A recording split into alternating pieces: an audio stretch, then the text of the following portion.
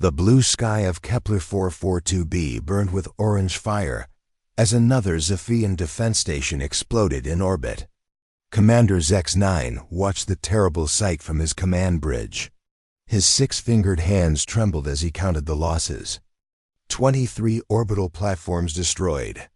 47 warships turned to burning metal. The Hive swarm was winning, and everyone knew it. The Zephyrians had fought for 6 months. Their energy shields were the best in 3-star systems. Their plasma cannons could melt through solid rock. But none of it mattered against the Hive. The insect creatures kept coming in endless waves. Their bioships healed themselves after each attack. Their drone armies never got tired, never felt fear, never stopped attacking. Zex-9 looked at his tactical display. Red dots filled the screen. Each dot was a Hive vessel moving closer to his home world. Soon they would begin the final attack. Soon his people would become food for the growing swarm. "Sir, we have incoming transmission from the surface," said Lieutenant Kex-4, his voice barely a whisper. The young officer's blue skin had turned pale with fear. "Put it through, Zex-9," replied. The face of General Vex-7 appeared on the main screen. Behind him, the capital city burned. Smoke filled the air between the tall crystal towers. "Commander, the ground defenses are failing. We have maybe 3 hours before total collapse. The evacuation ships are full, but we cannot save everyone." Zex-9 felt his heart sink. The Zephyrians were known across the galaxy for their peaceful ways. They built beautiful cities, created amazing art, and helped other species solve problems without fighting.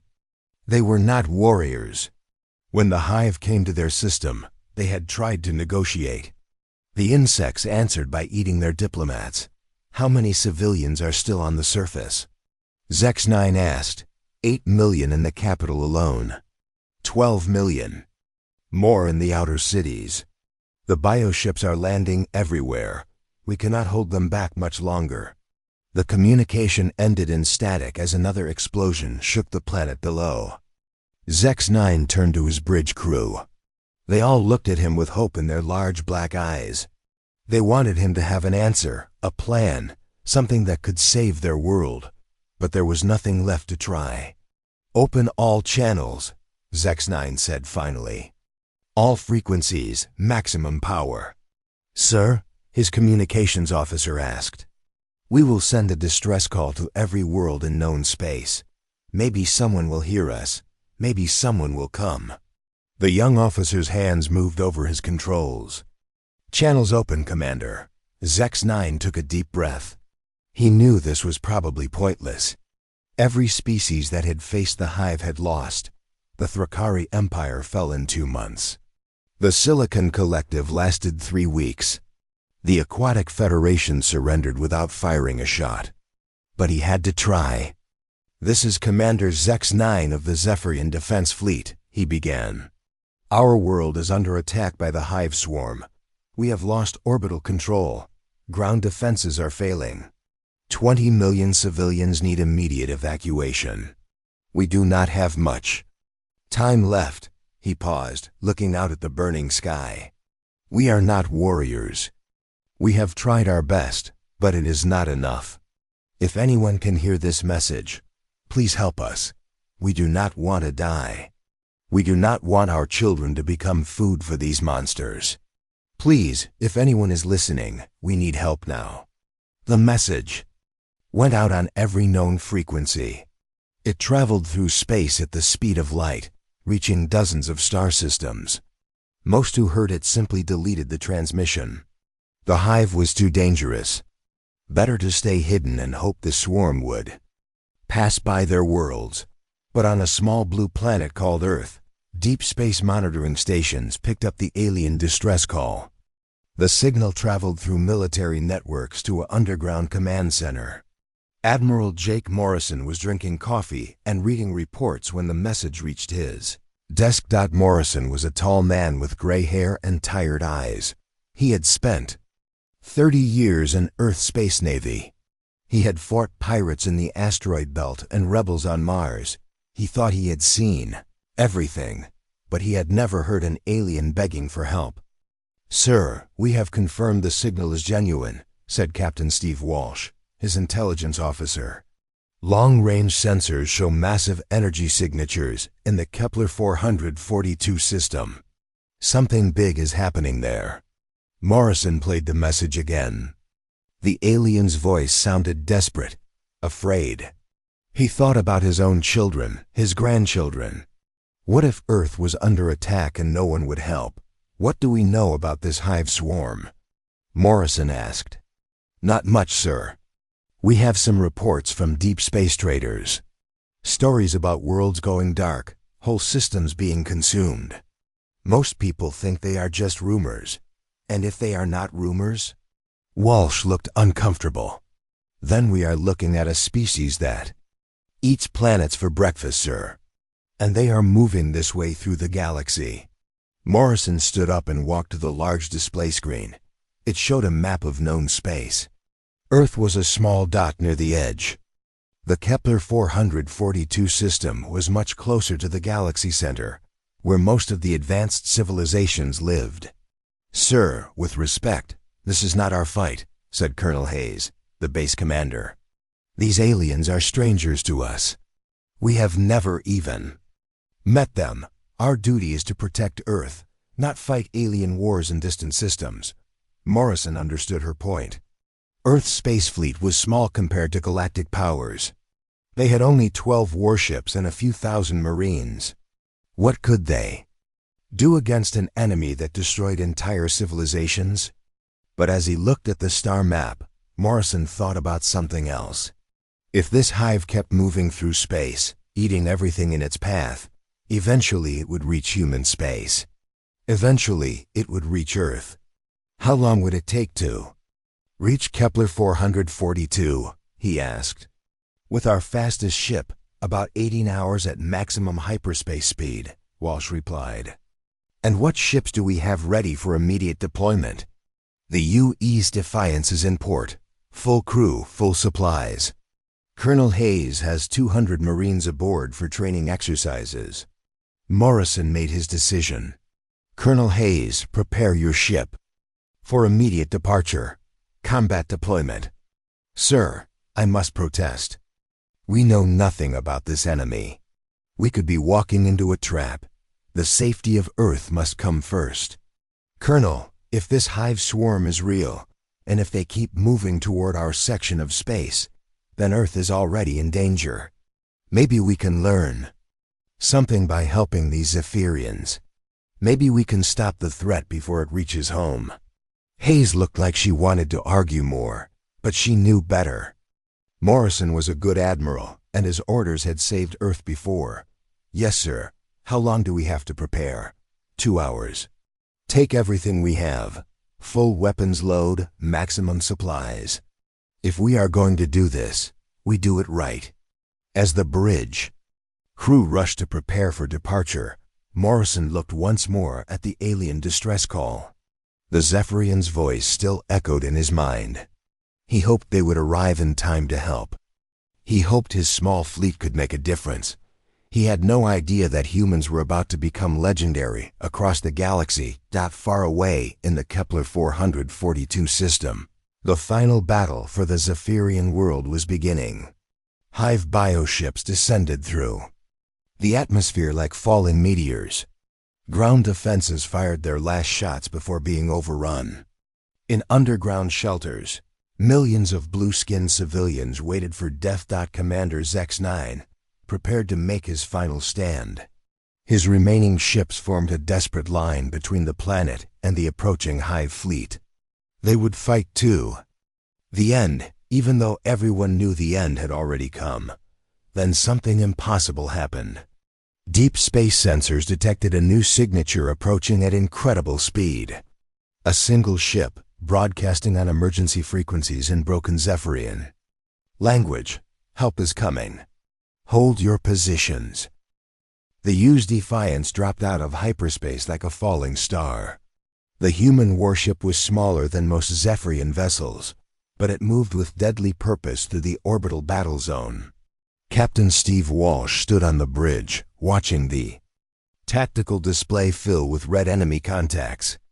"Holy hell," whispered Lieutenant Commander Alex Bennett, the ship's navigator. "There must be 200 Hive ships out there." Colonel Lisa Hayes studied the enemy formation through her tactical visor.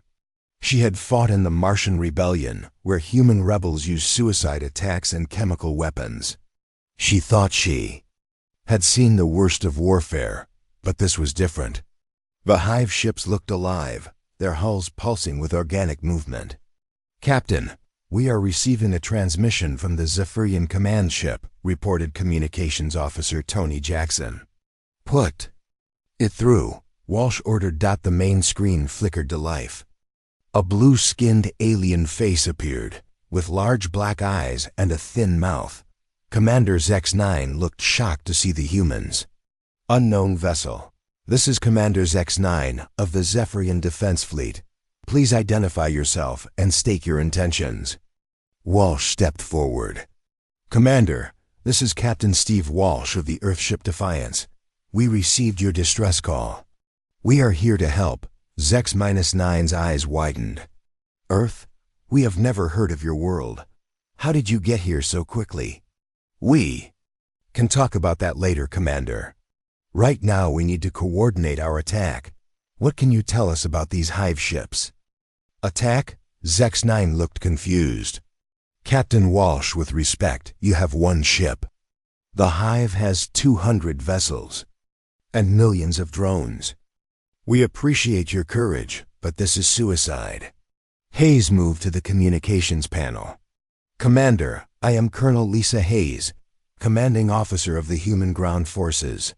We did not come here to die. We came here to fight. Now, what are the enemy's weaknesses?" For the next few minutes, Zex-9 explained the Hive's tactics. Their bioships could heal damage using organic repair systems. Their weapons fired acid that ate through energy shields.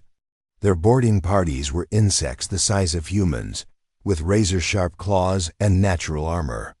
"Every species that has fought them has failed," Zex-9 finished. "They adapt to our weapons, they overwhelm our defenses, and they never stop coming." Walsh and Hayes exchanged looks. In 30 years of military service, they had learned one important truth.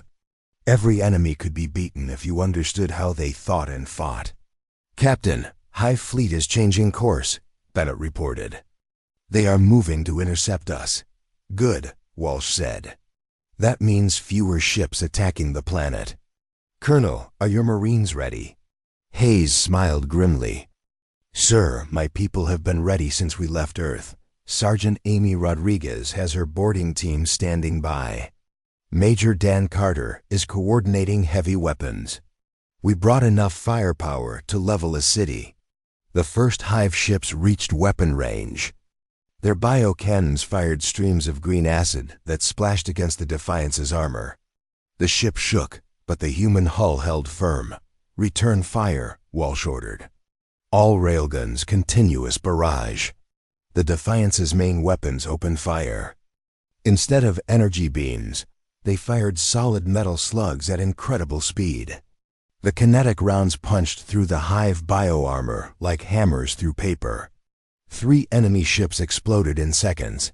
On the Zephyrian command ship, Zex-9 watched in amazement. How did they do that? Our plasma cannons barely scratched those hulls. His science officer, Dr. Nex-12, studied the sensor readings. "Commander, the humans are using primitive kinetic weapons, but they are firing them at velocities we thought impossible. The impact energy is enormous." Meanwhile, the Hive fleet was learning that humans fought differently than other species.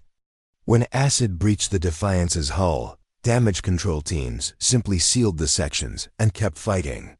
Chief Petty Officer Maria Santos led repair crews through burning corridors, fixing systems while the battle raged around them. "Boarding pods incoming," reported Sergeant Rodriguez over the COM system. "Hive drones are trying to breach decks 7 and 12. Copy that, Sergeant. Show them what human hospitality looks like, Hayes replied. The hive boarding pods crashed through the ship's armor and opened like metal flowers. Insect warriors poured out, expecting to find the same kind of resistance they had faced from other species. Instead, they found human Marines waiting with shotguns and explosive charges. Corporal Tony Jackson opened fire with his heavy plasma cannon. The weapon, designed for anti-vehicle combat, turned the first wave of hive drones into burning pieces. Behind him, Rodriguez's squad used breaching charges to collapse the boarding tunnel. These bugs are tough, but they bleed just like everything else, Rodriguez reported. Explosives work real well on them. The battle continued for 2 hours. The Defiance traded shots with dozens of hive vessels, taking damage but giving back much worse. Human weapons seemed to ignore the bio-armor that protected the alien ships. Human tactics confused the hive's collective intelligence. "Captain, we have a problem," Bennett called out. 3 hive cruisers are moving to surround us. If they get us in a crossfire, we are done. Walsh studied the tactical display. The enemy ships were larger than his vessel, with heavier weapons. In a straight fight, the Defiance would lose. But humans had learned long ago that straight fights were for other people. "Colonel, I need a boarding party. Can your people take one of those cruisers?" Hayes grinned. "Sir, my Marines have been wanting to stretch their legs. Rodriguez, prep your teams. We are going visiting." The human boarding assault began with something the hive had never seen before. Instead of trying to dock ship to ship, the Marines used individual assault pods. Each pod carried 4 soldiers in powered armor, armed with weapons designed to fight in space. Sergeant Rodriguez led the first wave. Her pod crashed through the biohull of a hive cruiser and opened inside an alien corridor.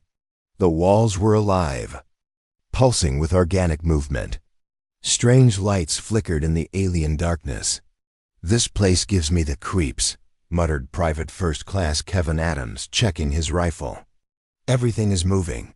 Stay focused," Rodriguez ordered. "Remember, we are not here to sightsee. Plant the charges and get out." The Marines moved through the bioship like a plague. They used demolition charges to destroy critical systems. They set fires that the organic hull could not heal. They fought running battles with hive drones in corridors designed for insects, not humans. "Rodriguez to Defiance," the sergeant called. Over her radio, "We have reached the engine room. This place is like something from a nightmare. The walls are alive and the engines look like giant hearts." "Copy that, Sergeant. Plant your charges and get back to the extraction point." But as the Marines prepared to leave, something unexpected happened. The hive ship's defenses adapted. Organic barriers grew across the corridors, trapping the humans inside. Acid began to seep from the walls.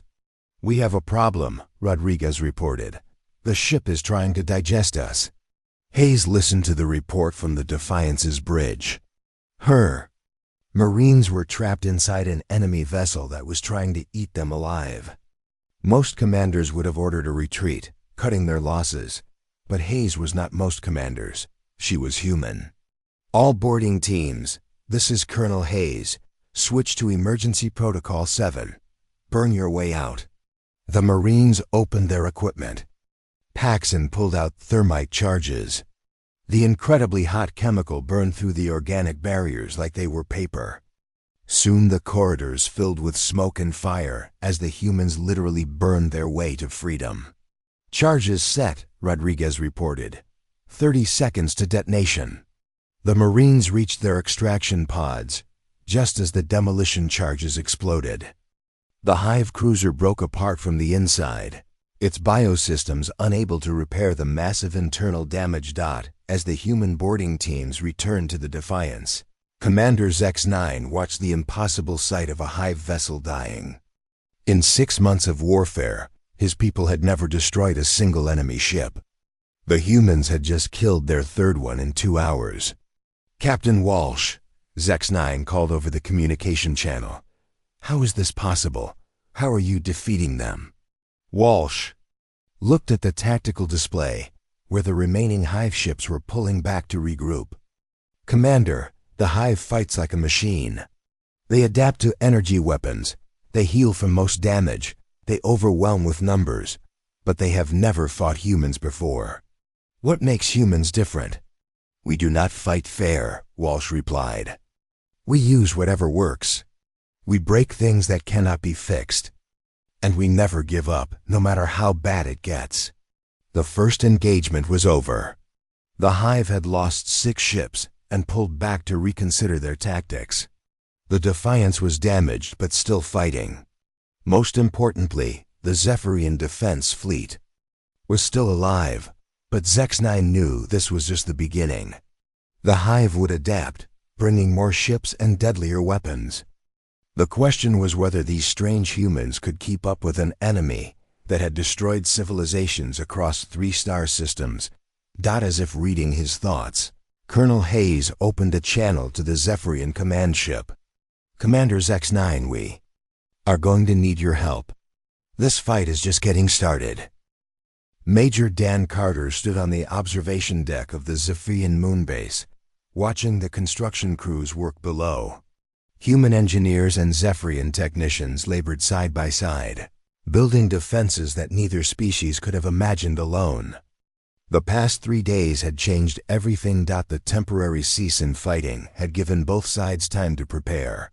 The Hive was regrouping on the far side of the system, bringing in reinforcements from conquered worlds. The humans and Zephyrians were learning to work together, sharing technology and tactics in ways that surprised everyone. Major Carter, the captured Hive specimens are ready for examination, announced Staff Sergeant Kyle Brooks. The reconnaissance specialist had led the team that recovered biosamples from the destroyed enemy ships. Carter nodded and followed Brooks to the makeshift laboratory. Dr. Rachel Morgan, the task force's xenobiologist, was working alongside Dr. Next 12, the chief Zephyrian scientist. The two had overcome the language barrier through mathematics and shared curiosity about their common enemy. What have you learned? Carter asked. Dr. Morgan looked up from her microscope. The Hive is more complex than we thought. They are not just insects. They are part biological, part mechanical. Look at this. She showed him a sample of Hive bioarmor. Under magnification, it looked like living metal, with organic fibers woven through artificial structures. Their ships, their weapons, even their bodies are hybrid technology. That is why they can adapt so quickly. Dr. Next 12 activated a holographic display, but we have found their weakness. The bioelectrical field that controls their collective mind operates on a specific frequency. If we can disrupt that frequency, they lose coordination. Carter studied the data. You mean we can break their hive mind? Temporarily, yes. But we need to get close to their command ships to do it. Very close. Before Carter could respond, his communicator buzzed. Major, this is Colonel Hayes. Report to the command center immediately. We have a situation. Carter made his way through the maze of tunnels to the main command center. The room buzzed with activity as human and Zephyrian officers worked together at combined tactical stations. The sight still amazed him. A week ago, neither species knew the other existed. Colonel Hayes stood at the central display, studying reconnaissance data with Commander Zex-9. Both officers looked grim. Major, we have a problem, Hayes began. Brooks's recon teams have discovered what the Hive is building on the planet's surface. The main screen showed aerial footage of a massive construction project. The structure was enormous, stretching for miles across the landscape. It pulsed with organic movement, like a giant heart made of metal and flesh. What is it? Carter asked. A bioprocessor, Commander Zex-9 replied, his voice heavy with despair. We have seen them before on other worlds. It converts atmospheric gases into nutrients for the Hive fleet. Once it becomes active, it will poison our air and feed their ships at the same time. How long before it comes online? Hayes asked. Our scientists estimate 12 hours, X9 said. After that, every breath of air will become toxic to my people. 20 million civilians will die in days. Carter looked at the tactical display. The bioprocessor was heavily defended, surrounded by Hive ground forces and protected by energy shields. Even worse, it was located in the middle of the largest Zephyrian city, where millions of civilians were trapped. We need to destroy it, Carter said. Impossible, X9 replied. We have tried orbital bombardment. The shields deflect our weapons. We have tried ground assault. The defenses are too strong. Every attack has failed. Hayes turned to Carter. What do you think, Major? Carter studied the intelligence reports. The bioprocessor was protected by the same hybrid technology they had seen on the Hive ships. Energy weapons were useless against it. But the structure had one weakness that the Hive did not know about. Colonel, we need to think like humans, not like Zephyrians. They expect us to attack from orbit or from the ground. What if we do both? At the same time, explain. The recon data shows the processor has massive cooling systems underground. If we can get demolition teams into those tunnels, we can blow it from the inside. But we need a distraction to keep the defenders busy. Commander X9 looked confused. Major Carter, the underground passages are flooded with toxic chemicals. No living being can survive down there for more than a few minutes. Carter smiled. Commander, you are thinking like a Zephyrian. Humans do not give up just because something is toxic. We bring protective gear. For the next 6 hours, human and Zephyrian forces prepared for the most dangerous mission either species had ever attempted. Captain Frank Miller's 2nd Marine Battalion would conduct a frontal assault on the bioprocessor's defenses. Meanwhile, Navy SEAL Commander Paul Davis would lead a special operations team through the underground tunnels. The assault began at dawn. Miller's Marines advanced through the ruined city streets, supported by Zephyrian hover tanks and human artillery. The Hive defenders responded exactly as expected, concentrating their forces to stop the obvious threat. Contact front, reported Sergeant Lisa Parker over the radio. Heavy resistance at grid reference 47. These bugs do not want to give up their prize. Miller coordinated the attack from his command vehicle. The urban fighting was brutal, with both sides taking heavy casualties. But the Marines kept advancing, using their superior firepower and tactics to push through the Hive defenses. Underground, Commander Davis led his SEAL team through flooded tunnels filled with toxic gas. Their environmental suits protected them from the chemicals, but the equipment was heavy and limited their movement. This place is like swimming through poison, muttered Chief Petty Officer Carl Young, the team's demolition expert. How much further to the target? Davis checked his navigation display. 200 meters. Stay focused, people. We get one chance at this. The tunnels were not empty. Hive maintenance drones patrolled the passages, their biomechanical bodies adapted for the toxic environment. The SEALs fought running battles in the flooded darkness, using underwater weapons and silent tactics. Target in sight, Davis reported. Beginning placement of charges. The bioprocessor's underground heart was even more alien than the surface structure. Massive organic pumps moved toxic fluids through living pipes. The walls pulsed with bioluminescent patterns that hurt to look at directly. Young worked quickly, placing thermite charges on critical support structures. These explosives will burn through anything, he explained. But we need to be far away when they go off. This whole tunnel system will collapse. Above ground, the marine assault was reaching its climax. Miller's forces had fought their way to within 500 meters of the bioprocessor.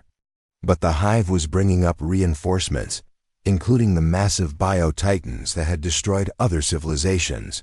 Colonel Hayes, this is Miller.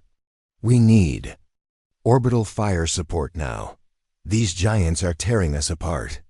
Hayes coordinated with Captain Walsh aboard the Defiance. Target designated. All ships, concentrate fire on the heavy units. The combined human Zephyrian fleet opened fire from orbit. Energy beams and kinetic rounds hammered the Hive defenders.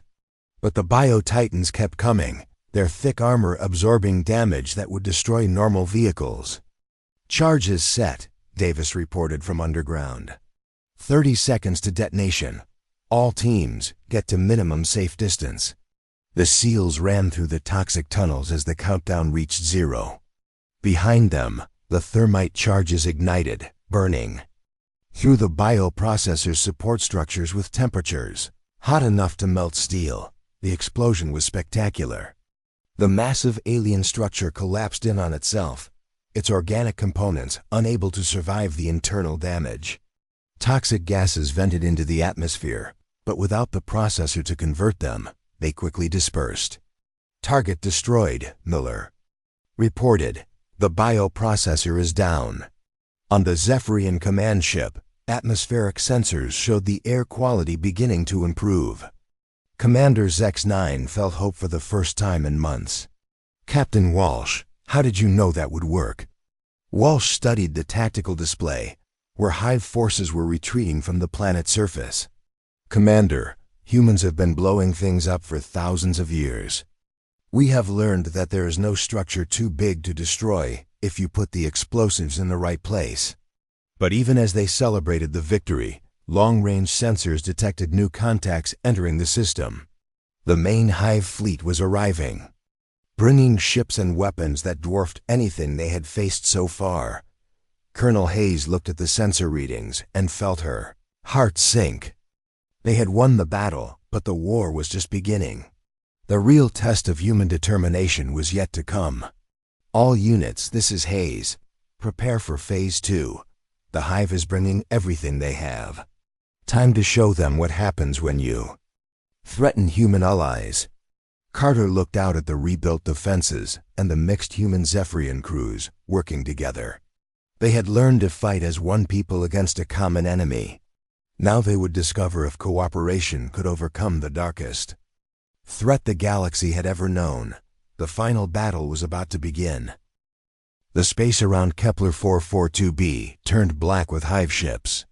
Commander X9 watched his sensors in horror as more enemy vessels dropped out of hyperspace every few minutes. The main Hive fleet had arrived, and it was larger than anything the galaxy had ever seen. Count is now 400 ships, reported Lieutenant Kex-4, his voice shaking. No, wait. 500. They keep coming. Captain Steve Walsh studied the tactical display aboard the U.S. Defiance. The human warship looked tiny compared to the massive Hive fleet. But Walsh had learned something important in 30 years of military service. Size did not always determine the winner. Colonel Hayes, are your Marines ready for the fight of their lives? Walsh asked over the internal com. Sir, my people were born ready, Hayes replied from the Marine Command Center. Captain Frank Miller has his battalion in position. The SEAL teams are standing by. We have enough explosives to level a mountain. Good, because we are about to find out if human stubbornness can beat impossible odds. The Hive fleet moved into attack formation. Their bioships stretched across space like a living wall of death. In the center, something enormous emerged from hyperspace. It was a ship the size of a small moon, covered in organic armor and bristling with weapons. Sweet Mother of God, whispered Lieutenant Commander Alex Bennett. What is that thing? Dr. Rachel Morgan checked her xenobiology files. That has to be a Hive dreadnought. The reports from destroyed civilizations mentioned ships like this. They use them to crack planets open. On the Zephyrian command ship, Commander X9 felt his heart stop. His people had legends about the great dreadnoughts, ships that could destroy entire star systems. He had hoped they were just stories. Captain Walsh, we must retreat, X9 called over the communication channel. No fleet has ever survived an encounter with a Hive dreadnought. We should evacuate what civilians we can and fall back to the outer systems. Walsh looked at his bridge crew. Every human face showed the same expression. They were scared, but they were not running. Commander, with respect, humans do not retreat when innocent people need help. We did not come this far to give up now. But Captain, you do not understand. That ship can destroy planets. Your single vessel cannot fight. An entire fleet. Colonel Hayes cut into the conversation. Commander X9, you are still thinking like someone who fights fair. We do not fight fair. We fight to win. The battle began when the Hive Dreadnought fired its main weapon. A beam of pure destruction lanced through space, missing the Defiance by mere kilometers. Where the beam passed, space itself seemed to burn. Evasive. Maneuvers, Walsh ordered. All ships, scatter formation. Make them work for every shot. The human Zephyrian fleet split up, using speed and unpredictability to avoid the massive weapons. The Defiance led a group of fast ships in hit-and-run attacks, while the Zephyrian heavy cruisers provided covering fire, but the Hive had learned from their previous encounters with humans. They deployed new weapons designed to counter human tactics. Biofighters swarmed around the fleet like angry insects, firing acid that ate through armor. Boarding pods launched by the thousands, trying to overwhelm the defenders with sheer numbers. Hull breach on Deck 7, reported Chief Petty Officer Maria Santos. Hive drones are through the outer armor. Copy that, Chief. Sergeant Rodriguez. Your boarding teams are needed on Deck 7. Sergeant Amy Rodriguez led her Marines through the ship's corridors. The fighting was brutal and close range, with humans and Hive drones battling in the cramped spaces between bulkheads. But the Marines had advantages the aliens did not expect. These bugs might be tough, but they bleed just like everything else. Rodriguez called out as her squad used shotguns and grenades to clear the corridor. Keep moving. Do not let them dig in. Meanwhile, on the planet's surface, the real surprise was about to begin. Major Dan Carter coordinated with Zephyrian ground forces as massive Hive biotitans landed in the major cities. The creatures were the size of buildings, with armor that could stop tank rounds. All units, this is Carter. Remember what we learned about these things. They are big, but they are not smart. Use their size against them. Lieutenant Colonel Kevin Adams led an anti-armor team through the ruined streets. His soldiers carried experimental plasma lances, weapons designed specifically to penetrate Hive bioarmor. But getting close enough to use them meant running through streets filled with smaller Hive creatures. Target in sight, Adams reported. One Biotitan moving toward the civilian shelter at grid reference 62. We need to stop it before it reaches those people. Master Sergeant Nina Torres coordinated the attack. Her team used building-to-building movement to get close to the massive creature. The Biotitan was so large it did not notice the tiny humans moving around its feet. Remember, aim for the joints, Torres whispered into her radio. These things are tough, but they have weak spots just like everything else. The plasma lances fired simultaneously, cutting through the Biotitan's leg joints with concentrated energy. The massive creature stumbled, then crashed to the ground like a falling mountain. But even wounded, it was dangerous. It is still moving, Adams called out. Finish it off before it can get back up. The Marines used demolition charges to destroy the Biotitan's head. The explosion echoed through the city streets, sending a message to other Hive creatures that humans were still fighting. Back in space, the battle was reaching its climax. The Hive Dreadnought had destroyed 2 Zephyrian cruisers and was moving toward the planet. Its massive size made it nearly impossible to damage with conventional weapons. Captain, we need to try something desperate, Hayes said over the comm. I have an idea, but it is crazy even by human standards. Colonel, crazy is what we do best. What do you have in mind? The Dreadnought is too big to avoid ramming attacks. If we can get a ship close enough to plant nuclear charges inside its hull, we might be able to destroy it from within. Walsh looked at the tactical display. The plan was suicide. Any ship that got close to the dreadnought would be destroyed by its defensive weapons. But sometimes suicide missions were the only way to win. "I will take the Defiance in," Walsh said. "My crew can get close enough to plant the charges." "Negative, Captain. The Defiance is too valuable.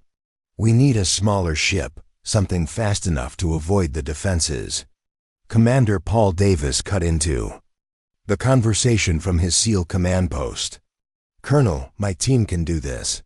We have assault pods designed for ship-to-ship combat. Give us the nuclear charges, and we will get them where they need to go." "Commander, this is a one-way mission. You would not be coming back." "Ma'am, with respect, saving 20 million civilians is worth a few SEAL lives. We knew the risks when we signed up." Hayes felt a weight in her chest. She had sent soldiers on dangerous missions before, but this was different. This was asking men to die to save people they had never met. "Commander Davis, you are authorized for the mission. Godspeed." The SEAL assault pods launched from the Defiance, racing toward the massive Hive dreadnought. The bioship's defensive weapons opened fire, trying to stop the tiny human craft. But the pods were too small and too fast to hit easily. "This is Davis. We are approaching the target. Beginning hull penetration now." The SEALs used shaped charges to blast through the dreadnought's outer armor. Inside, the ship was like a living nightmare. The corridors pulsed with organic movement, and strange lights flickered in the alien darkness. "Chief Young, how long to plant the charges?" Davis asked his demolition expert. 5 minutes, sir. But this place is crawling with Hive defenders. We need to move fast." The SEALs fought their way through the bioship's corridors, using every weapon and tactic they knew. They left a trail of dead Hive drones behind them as they pushed toward the ship's reactor core. "Charges placed, Young." Reported, 30 seconds to detonation. But as the countdown began, Davis realized something terrible. The nuclear explosion would destroy the dreadnought, but it would also kill every human and Zephyrian ship in the area. The blast radius was too large. "All ships, this is Commander Davis. You need to get to minimum safe distance now. The explosion will be bigger than we thought." Walsh looked at his navigation display. There was no time to get far enough away. The blast would destroy everything in the system. "Commander, abort the mission." "We will find another way." "Negative, Captain. 20 million people are counting on us. Sometimes you have to make the hard choice." The nuclear charges exploded deep inside the Hive dreadnought. The massive bioship tore apart from within, its organic systems unable to contain the atomic fire.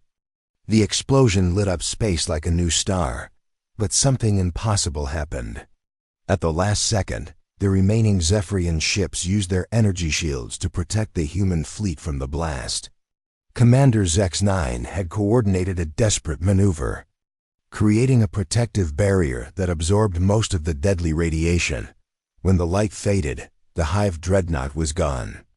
The remaining enemy ships, shocked by the loss of their command vessel, began to retreat toward the edge of the system. "This is Colonel Hayes to all units. The Hive fleet is withdrawing. We have won the day." But Hayes knew the victory had come at a terrible cost. Commander Davis and his SEAL team had given their lives to save millions of strangers. It was the kind of sacrifice that defined what it meant to be human. The Hive fleet scattered across the outer edges of the Kepler 442 system like wounded animals. Captain Steve Walsh watched the retreating ships on his tactical display, but he felt no joy in victory. Too many good people had died to reach this moment. "Captain, long-range sensors show the remaining Hive vessels are regrouping near the asteroid belt," reported Lieutenant Commander Alex Bennett. "They are not leaving the system." Colonel Lisa Hayes joined Walsh on the bridge of the damaged Defiance. Her marine uniform was torn and stained with blood from the fighting. "Sir, they are probably waiting for reinforcements." "The hive never gives up completely," Walsh nodded. He had learned enough about their enemy to know this fight was not over. "Colonel, what do you recommend? We finish this right here, right? Now we do not give them time to adapt or call for help." Commander X9 appeared on the main communication screen. The Zephyrian leader looked exhausted, but there was something new in his large black eyes. Hope. "Captain Walsh, our repair crews. Estimate 6 hours before our ships are ready for combat again. Can your vessel continue fighting?" Walsh looked around his damaged bridge. Half the control stations were offline. Emergency lighting flickered in the corridors. But his crew was still alive, still fighting. "Commander, humans do not stop fighting until the job is done. We came here to help your people, and we are not leaving until every last hive ship is destroyed." For the next 4 hours, human and Zephyrian forces prepared for what everyone knew would be the final battle. The U's Defiance underwent rapid repairs while Marine units reloaded their weapons and treated their wounded. Major Dan Carter coordinated with surviving Zephyrian ground forces to hunt down the remaining hive creatures on the planet's surface. The aliens had gone into hiding after their command ships retreated, but they were still dangerous. "Major, this is Sergeant Lisa Parker. We have found a group of hive drones hiding in the underground tunnels beneath the capital city. They are trying to set up some kind of breeding facility." Carter felt his blood run cold. If the hive established a permanent presence on the planet, they could rebuild their forces from within. "Sergeant, do not let them complete that facility. Use whatever force is necessary." Parker's demolition team moved through the tunnels with grim determination. The underground passages were dark and filled with strange organic growths. But the Marines had learned not to fear alien environments. "Found it," Parker reported. "Looks like they are trying to build egg chambers in the old subway system. Give me 10 minutes with some explosives, and this problem goes away permanently." The charges detonated deep underground, collapsing the tunnel system and destroying the hive breeding facility. On the surface, the remaining alien creatures began to retreat toward the spaceports, seeking escape, but the humans were not about to let them leave. Lieutenant Colonel Kevin Adams led a combined force of Marines and Zephyrian soldiers in a final sweep of the major cities. The urban fighting was brutal, but the outcome was never in doubt. Human persistence and Zephyrian technology proved unstoppable when working together. "This is Adams to all units. The surface is clear. No hive presence detected in any population center. The planet is secure." In space, the final confrontation was about to begin. Admiral Jake Morrison had arrived from Earth with 3 additional warships and a full Marine Expeditionary Unit. The human fleet now numbered 4 vessels against roughly 50 remaining hive ships. "Jake, good to see you," Walsh said over the communication channel. "Though I wish it was under better circumstances." Admiral Morrison studied the tactical situation from his flagship, the UE's Relentless. "Steve, you and your people have done something incredible here. But this is not over yet. Are you ready to finish what we started?" "Yes, sir. My crew's tired, but we are not beaten. Colonel Hayes says her Marines are ready to board every last enemy ship if necessary. That will not be required. I brought some new toys from Earth. Time to show the hive what happens when you threaten human allies." The final battle began when the human fleet moved toward the asteroid belt where the hive ships waited. The aliens had used the time to set up defensive positions among the rocks, hoping to use the terrain to their advantage. But humans had been fighting an asteroid field since before they left their home solar system. "All ships, this is Admiral Morrison. Execute Plan Delta. Show them how Earth fights." The human vessels spread out in a hunting formation, using the asteroids for cover while closing on the enemy positions. The hive ships opened fire with their bioweapons, But the humans had learned to counter their tactics. Captain Frank Miller led a boarding assault against the largest remaining hive vessel. His Marines used assault pods to punch through the bioarmor, then fought their way through the alien corridors with the same determination that had saved the planet. "These bugs picked the wrong species to mess with," Miller called out as his troops cleared another section of the enemy ship. "Keep pushing forward. We end this today." Chief Warrant Officer Carl Jung planted demolition charges in the ship's organic reactor core. The explosions that followed lit up the asteroid belt like fireworks, marking the death of another hive vessel. One by one, the surviving enemy ships fell to human attacks. The aliens tried to adapt, tried to counter the human tactics, but was too late. They had underestimated what humans would do to protect innocent people. The last hive ship tried to escape toward the outer system, but the U.S. Relentless was waiting. Admiral Morrison watched the final enemy vessel disintegrate under concentrated railgun fire. "This is Admiral Morrison to all units. The hive fleet has been completely destroyed. The Kepler 442 system is secure." Across the system, human and Zephyrian forces celebrated their impossible victory.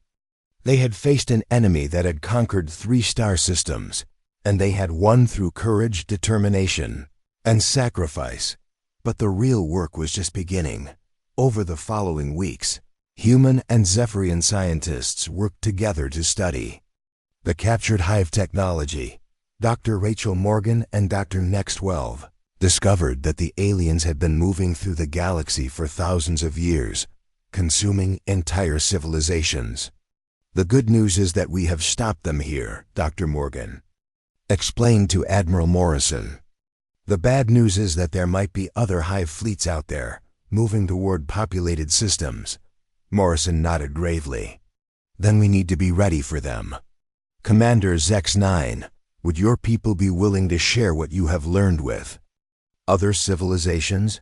Warn them about the hive threat?" Commander X9, now promoted to Fleet Admiral by his grateful government, smiled. "Captain Walsh, my people owe you a debt that can never be repaid.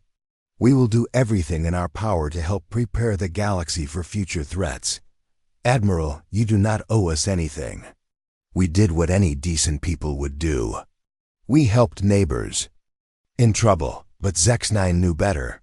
In 6 months of warfare against the hive, no other species had offered help. Only the humans had answered the call, crossing unknown space to fight for strangers. "Captain, may I ask you something? What makes humans different? Why did you come when no one else would?" Walsh thought about the question for a long moment. He remembered Commander Davis and his brave SEAL team, who had given their lives to destroy the hive dreadnought. He thought about all the Marines who had fought and died in alien tunnels to save people they had never met. "Admiral, humans have a saying, we leave no one behind. That does not just mean our own people. It means anyone who needs help, anywhere, anytime. Even strangers on distant worlds. Especially strangers on distant worlds. Because today's stranger might be tomorrow's friend. And the galaxy is a big, dangerous place. We all need friends." 6 months later, the U's Defiance prepared to leave the Kepler 442 system. The ship had been fully repaired and upgraded with hybrid human Zephyrian technology. Colonel Hayes's Marines had trained Zephyrian forces in human military tactics, while human engineers had learned to use advanced alien materials. But more importantly, formal diplomatic relations had been established between Earth and the Zephyrian Republic. Trade agreements, military cooperation pacts, and cultural exchange programs would bind the 2 species together for generations to come. As the Defiance moved toward the hyperspace jump point, Admiral X9 broadcast a final message to the human fleet. "People of Earth, you have given my civilization hope for the future. But more than that, you have shown us what it means to be part of something larger than ourselves. The Zephyrian Republic formally requests membership in what we hope will become a galactic alliance of free peoples. Captain Walsh smiled as he prepared to jump to hyperspace. "Admiral, we would be honored to call the Zephyrians our allies. But I have a feeling this is just the beginning." "The beginning of what, Captain?" "The beginning of the galaxy learning what happens when good people stand together against the darkness." As the human ships disappeared into hyperspace, heading for new missions and new allies, the story of their victory began to spread across known space. On distant worlds, oppressed peoples looked up at the stars with new hope. Somewhere out there, the humans were coming, and when humans arrived, defeat was no longer certain. It was impossible. The legend of the relentless human soldiers had begun, and the galaxy would never be the same.